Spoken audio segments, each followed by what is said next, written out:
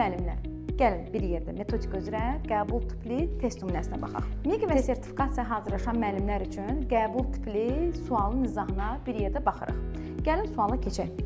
Deməli, sual belədir. Müəllim dərsi əsasən qapalı suallar vasitəsilə təşkil edir. Bütün şagirdlərə sual ünvanlamağa çalışır.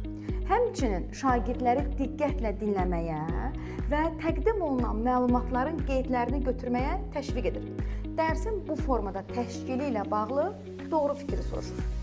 Situasiya tipli sualları işləmək üçün mütləq şəkildə situasiyanın düzgün oxunması çox vacibdir.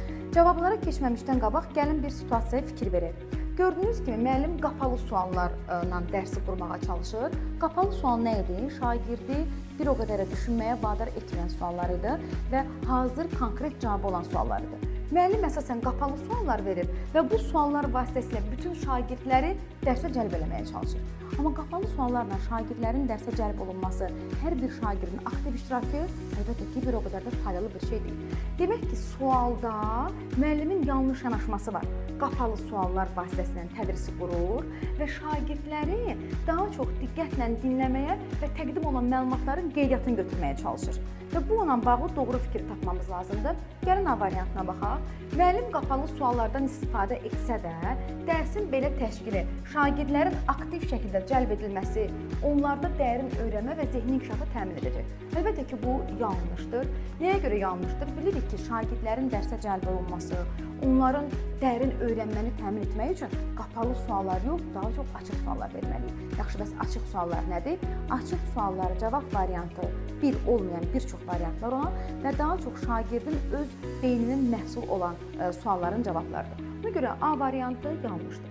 Beybəndi, müəllim şagirdlərdə formalaşdırmaq istədiyi bacarıqlar, onlara təfəkkürün inkişafını təmin etməyi hədəfləyir. Ümumiyyətlə, tədrisin bu formada qurulması, yəni daha çox müəllimin qapalı suallar verilməsi və daha çox şagirdlərə sual ünvanlanması və sadəcə onlardan konkret cavab göstərmək, onların təfəkkürünün inkişafı bir o qədər də baş verməyəcək. Buna görə B variantı da əlbəttə ki, yanlışdır. C variantı. Dərsin sual-cavab prosesi ilə təşkili tədrisdə sosial-emosional öyrənmənin prinsiplərinin tətbiqinə şərait yaradır. Gəlin baxaq, sosial öyrənmə nə idi?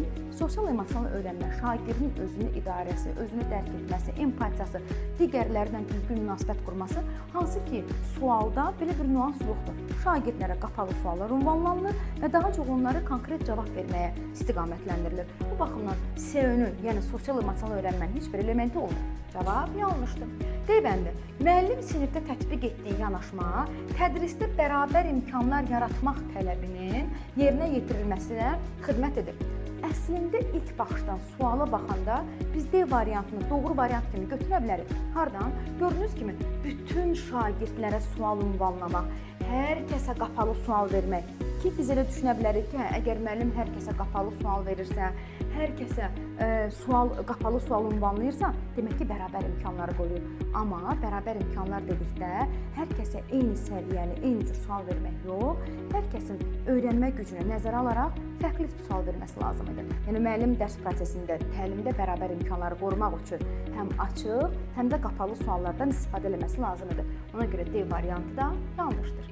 Müəllimin məqsədlərindən biri Y variantı, şagirdlərin fəal dinləmə bacarığını inkişaf etdirməklə öyrənməni təmin etməsidir.